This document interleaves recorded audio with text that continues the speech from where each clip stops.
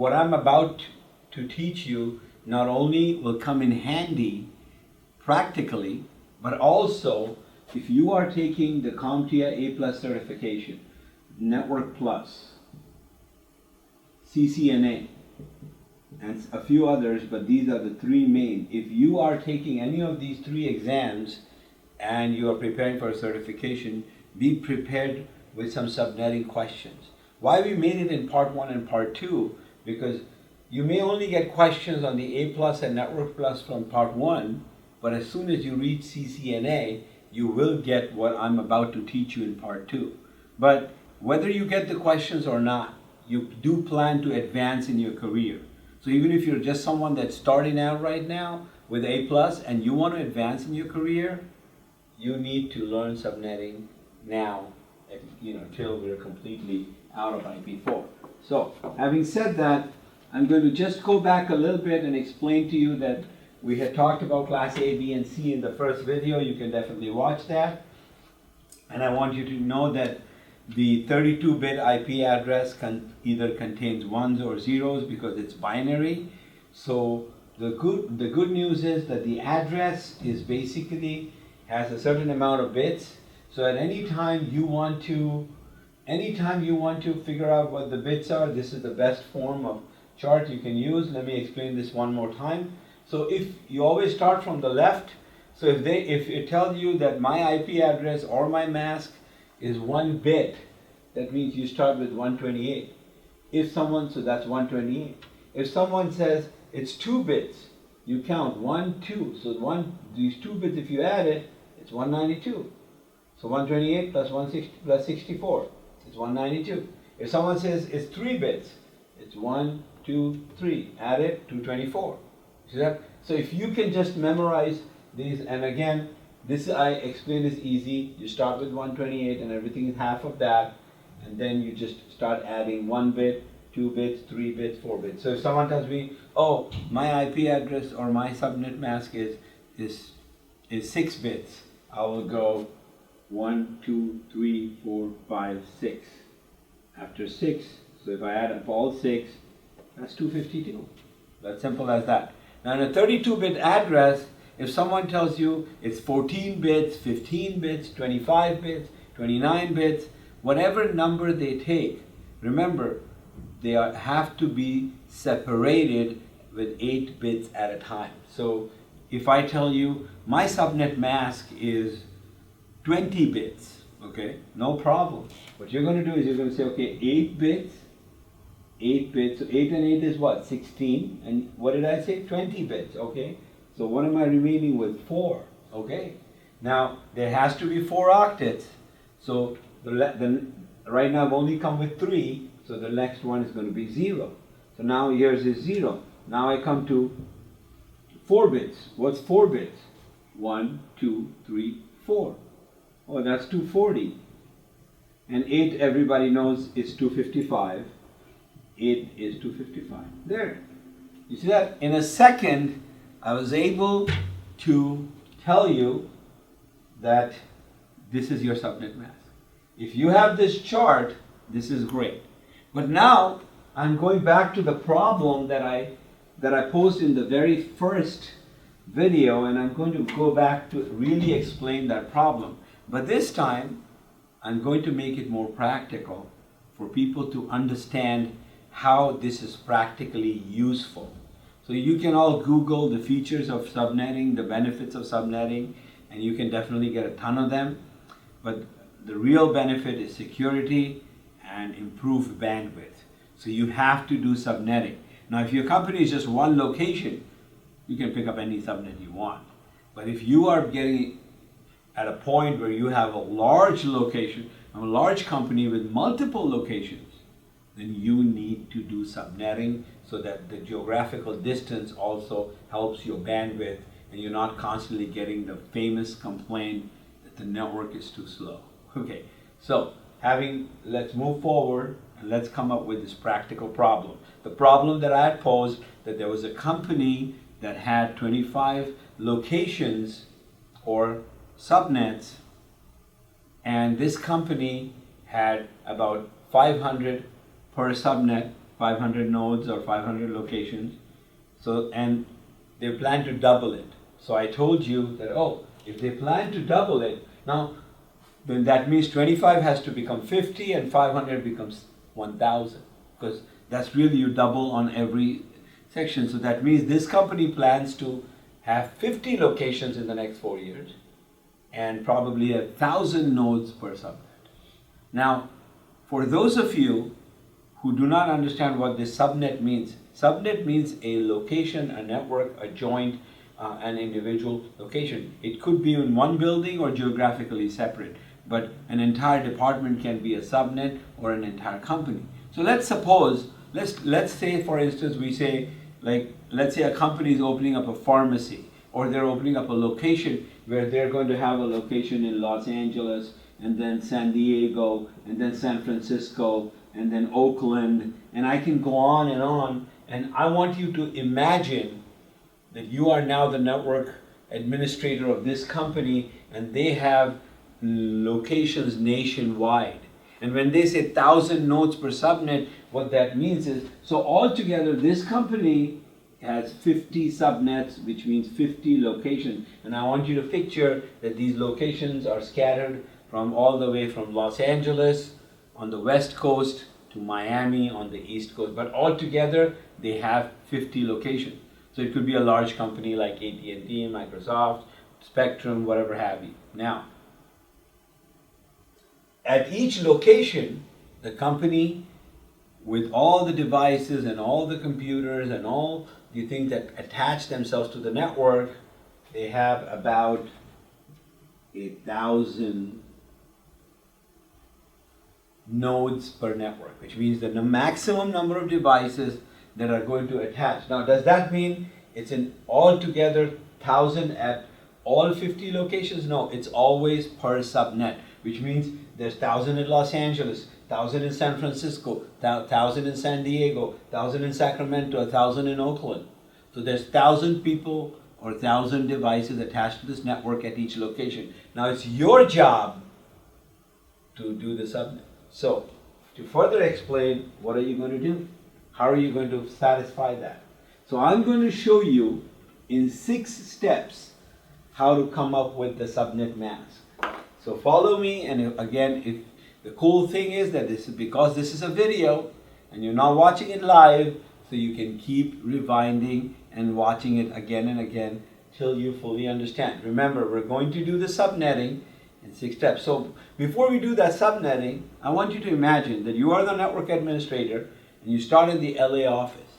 And here you have, say, about 800, 900 computers or whatever device, and you're hooking them up to the network.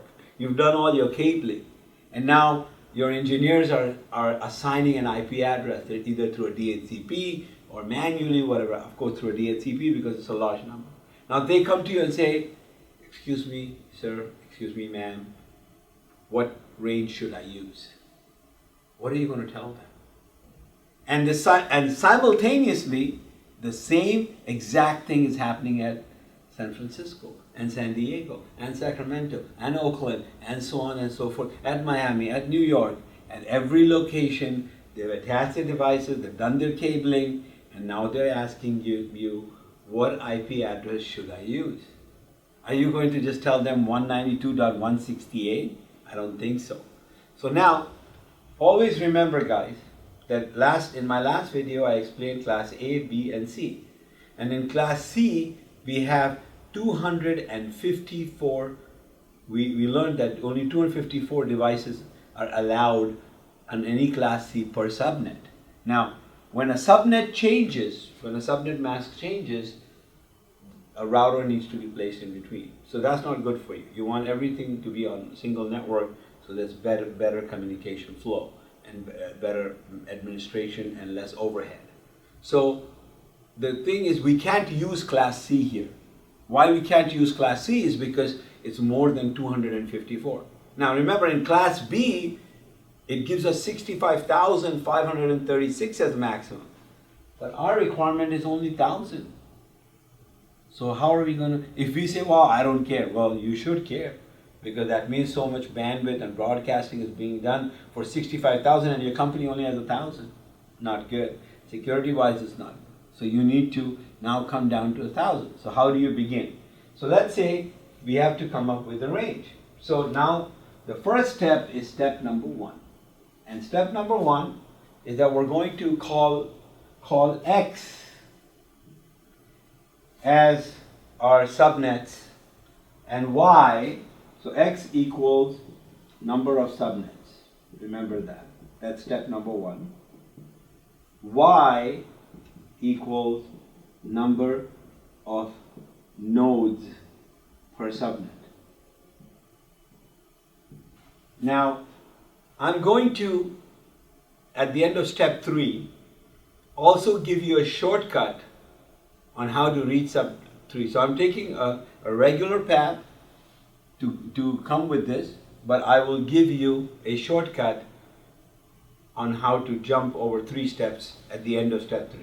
So step 1 is I define X to be the variable as number of subnets and Y to be the number of nodes per subnet. Now, what was the value of our X was 50, because they were going to have 50 locations. What was our value was 1,000. So you have 50 subnets and 1,000 per subnet. There, your step 1 is done. It was already done. Your step 1 is done. You figured out, okay, X is there and Y is there. Now, step number 2 is to select a class for your range. And again, I explained this to you, that the class you want to select is class B, because class C only allows 254 networks. Class B is what takes you over this. So let's start with class B. Now, there's a default of class B we all know is 172.16.0.0. So we are going to select a class and a range here, right here. So our absolute default where we're going to begin is 172.16.0.0. And that's your step number 2. Done. Okay? If it was class B, C, then you would have to do that. We're selecting class B. I avoid class A. Now, step number 3 is determine the subnet mask. Now remember, in my first video, I explained to you that the IP address is split between the network address and the host address. So when you look at 172.16.0.0, if you use the default subnet mask, you can say, okay, these two are the network address and these two are the host. If this range is for the host, that's 65,000, but our number is only 1,000. So what we are going to do is we need to come up with a subnet mask, which is basically good for up to 1,000. So now, in step 3, you're going to determine the subnet mask so that you can put that below this and determine the range. Now, what will that subnet mask be? So you know that class B's default is 255.255.0.0. That's class B's default. But that default gives you 2 octets and 65,000 computers or nodes. And we want less than 65,000.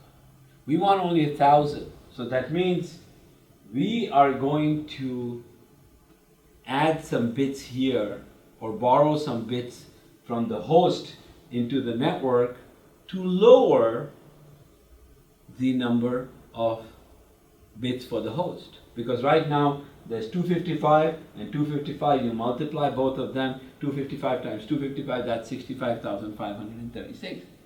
So that many hosts are available to you, but you don't want 65,000, you only want 1,000, so you have to do what? You have to take that say 64,000 and push it on the network side.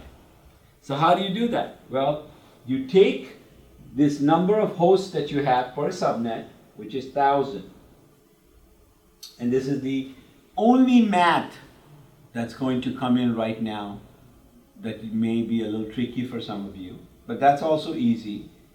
If you just memorize a little bit of the 2 raised to the power up to say 10 or 12, it's easy. So you have to figure out 2 raised to the power. So 2 raised to the power, and we're going to, x is a number of subnets, right? So this time we're going to basically go and determine that 2 raised to the power of what? 2 raised to the power of what equals, so we are going with y here. So 2 raised to the power of y should be greater than 1000. It cannot be equal to. You need to always go a little higher. Because remember, these 1000 are devices that you're going to physically sit at and assign an IP address. So y, what is y? So now if I go, 2 times 2 raised to the power of 2 is 4, 2 raised to the power of 5 is 8. See, I've memorized a little bit. Then I know, 2 raised to the power of 8 is 256. And you just multiply by 2. 2 raised to the power of 9 is 512. And 2 raised to the power of 10 is 1024. See, I went over 1000. 2 raised to the power of 10 is 1024. So y is 10. So now I got my y is 10. Right? Now, if y is 10, and this is the shortcut, that this is how I can get my subnet mask. How many bits are there in an IP address I told you? 32. How many bits do I need is 10. So this number that you got here, subtract that from 32. Where do you end up with? So just take 32 minus 10. We end up with 22. So our subnet mask is 22 bits. That's it. It's very simple. 2 raised to the power of what gives you your required number? Your required number is 1000. You say 2 raised to the power of 10. Let's say if I tell you, I wanted 400. Again, 2 raised to the power of what gives you over than 400? You say, 2 raised to the power of 9 is 512. So if you just memorize up to 2 raised to the power of 2, like we used to do our those tables in 5th grade or 4th grade, you just have to memorize that part. The 2 raised to the power of what? Now I know that 2 raised to the power of 10 is 1024, and my requirement is 1000. That my 10 is my lucky number in this case. So 32 minus 10 is 22 bits. That means I got a 22-bit subnet mask. Now I'm going to go ahead and erase this. And now watch. What did I tell you how to separate 22? You're going to separate with 8, 8, 16. Remember I told you we're going to borrow some bits from here? Well, how many bits did we borrow? 16. And we need to reach 22. So that's 6. 0. You got it how I got 6? It's 22 bits. 8, 8, 16 plus 6 is 22. So now I'm down to 6 bits. 8 is 255. 8 is 255. What's 6 bits? 1, 2, 3, 4, 5, 6. That's 252. See how easy I came up to? So now subnet mask is 252. Voila, I'm done. I'm done with my step 3. Now I can tell my first engineer, well, the range we're going to use is 172.16.0.0 with a 255.255.252.0, which is going to give us a total of 1024 addresses. Our need is 1000. We don't need to use the first one and the last one, so the total host addresses would be 1022. Because you can't use the first and the last one. Okay? So that solves the Los Angeles problem. But we're still, what about San Francisco? What about San Diego? What about Oakland? What about Miami? What about New York? What about all those other 50 locations? So that's where step 4 comes in. Okay? And now I'm going to show you. So I'm going to have to erase this. So step 1, determine the number of subnets, which is x, y, number of subnets, number of nodes per subnet, 1000. Select a class and range. You start according to the number of nodes. If it's less than 254, you can pick up class C. If it's more than 254, you can pick up class B. I picked up class B. Start with the default. You're done. Step 3, determine the subnet mask. And you come with 172.16.00. Now I need to erase to show you something. So this is the first step I'm going to do. Now, remember guys, in every subnet, the first address is called the network address. That's like the leader, the header, that represents the whole range. So you can't assign that to a computer or any device. The last address is the broadcast address, which means when one computer wants to broadcast a message to everyone else, they will use that IP address. So you can't assign that one either. In between is the thing. So now our step 4 is to basically determine the header, which is the network address. I call it the header for understanding purposes. In your documentation, it's called the network address. Step 5 is to determine the host address for each subnet. And step 6 is to determine the broadcast. Okay? So these are step 4, 5, and 6 we're going to do together. And trust me, 80% of the battle is won right now. If you're able to determine the subnet mask, you've got it made. So what did we do? We want to know the network address, the host address, and the broadcast address. What is the network address? That's the first address of the range. What is the broadcast address? That is the second address of the range. I mean, the broadcast is the last address of the range. What is the host address? That's in between the network and the broadcast that you will actually assign to the device on your subnet. Now, let's start with the Los Angeles location. Now remember guys, so our network address is 172.16.0.0. This is our network address. Okay? So the first assigned address or the host address will be 172.16.1.1. And then you're going to start assigning 1.2, 1.3, like an odometer, 1.4, 1.5. Now picture this. You start assigning and you reach 172.16.1.255. Well, how many addresses we have? 1,000. Okay? So, because our subnet mask is 255.255.252.0. See that? So we have 1,000. When we go from 0 to 255, how many addresses is that? 256. Because we started from 0 and we ended at 255. In a class C, this would be the last address. But in our case, is this the last address? No. Because how many addresses we have? We have 1,024. So this is not the end. We continue. 172.16.2.0. And then that goes all the way to 172.16.2.255. Now again, do we stop here? No, because this range is 256, then this range is another 256. We're only at 512. We need to go 2 more. That's where we'll stop. So where will we stop now? 172.16.3.0, and then that will go to 172.16.3.255, and then we'll go to 172.16.4.0, and that will go to 172.16.4.255. So we started from 172.16.0.0. This is our network address. Then this whole range here, so let me write one address before this, 172.16.3.254, all the way.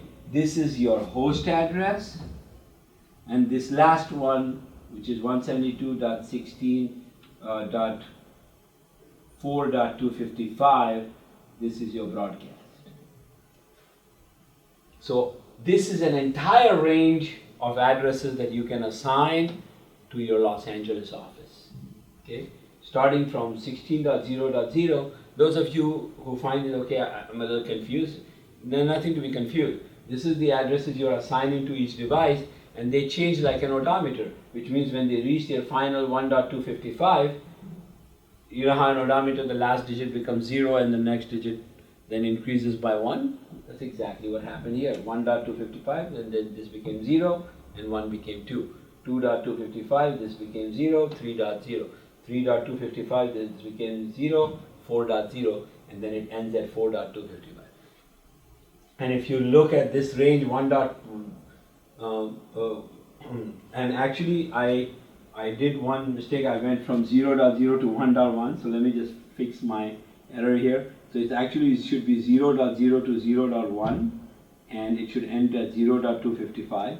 Then I should begin at 1.0 to 1.255, then 2.0 to 2.255, and then go to 3.0 to 3.255.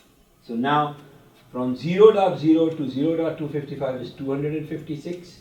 From 1.0 to 1.255 is another 256. From 2.0 to 2.255 is another 256. And from 3.0 to 3.255 is another 256. So altogether we have 256, 256, 256, 256. 4 times 256 is 1024. We got that 1000. Now let's go to the San Francisco office. So the last number here was 3.255. What's your range here? Again, with the same subnet mask. So this subnet mask doesn't change. So what I'm going to do is I'm going to use a green marker and just write that my subnet mask did not change here. It's now 255.255.252.0. And now when I go to my San Diego location, what am I going to do there? So again, I'm going to use a different marker for you to understand. So in San Diego, I'm going to start, the last number here was 3.255. So I'm going to go to 172.16.4.0. And because the last number there was 3.255, again 255 resets to 0 and 3 increments to 4.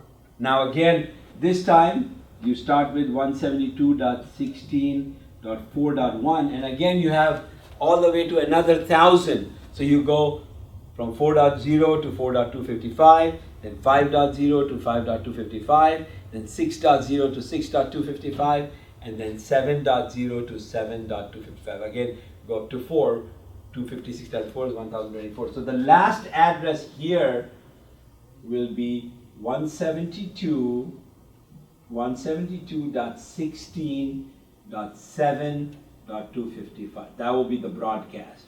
So the range will be from 4.1 all the way to 172.16.7.254. Again, that all those addresses are your host addresses. Now let's go to Sacramento. And again, I'm going to use a different marker now. So again, where did we end? We ended at 7.255, same subnet mask, and now we are going to go to the third location, and we're going to go with 172.16.8.0, and again 172.16.8.1, and you'll go all the way till 8, 9, 10, 11. Remember, because we get 1000 with 256 each, so 4. So now the last address will be 172.16.11.254, and it will end with 172.16.11.255. So this, and now you go to the next location and start at 12.0 and go 4 again. So now this is subnetting. You determine the header address, the network address, the host address, and the broadcast. At each location, the first one is your network, the rest of them is your host, the last one is your broadcast. The first one is your network, the next one is your host, and the last one is your broadcast.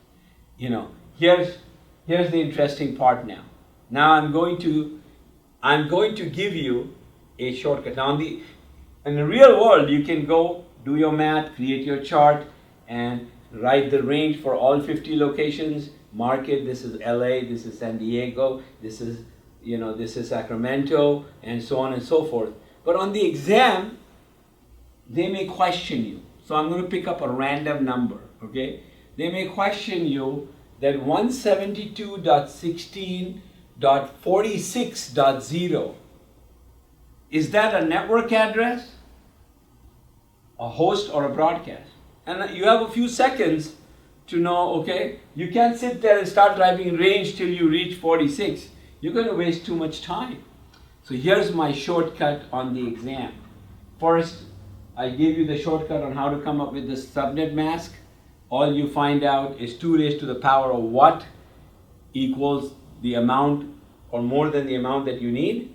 You take that number, subtract it from 32, you get the number of bits, and that's your subnet mask. If you didn't understand, repeat what I just said, rewind and repeat, and you'll know what I'm talking about. That's how you come up with the subnet mask. Now, once you know the subnet mask, and you subtract it with 888 and convert it. Now, we know our subnet mask, right? Now, the default is always 255. Now, I'm going to give you a shortcut. So, my question here is that 172.16.46.0, is that a network address, a host address, or a broadcast? How do we quickly determine that? It's very simple. Look at the pattern, guys. It starts with 0 and ends with 3, right? Then it starts with 4 and ends with 7. So we're going in numbers of 4, in increments of 4. Now look at this. Your subnet mask has 255, 255, 252.0. In every octet, there are 256 addresses, right? So that's why the number is 255. Except in this third one. In this third one, it's not 255, it's 252. So let's call this the interesting octet. This is how, once you determine the subnet mask, this is a quick way to come on the exam. In real world, you'll have to do this.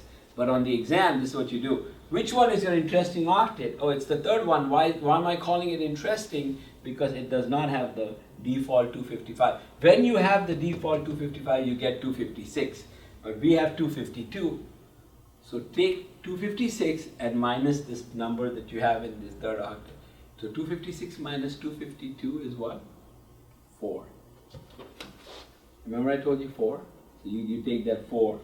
Now, when they give you an address, so what is the address I gave you?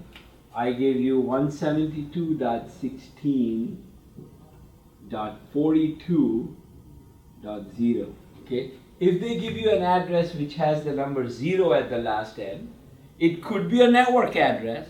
It cannot be a broadcast because broadcast is the last one. Or it could be a host address. For example, 172.16.4.0 is a network address because it's the starting.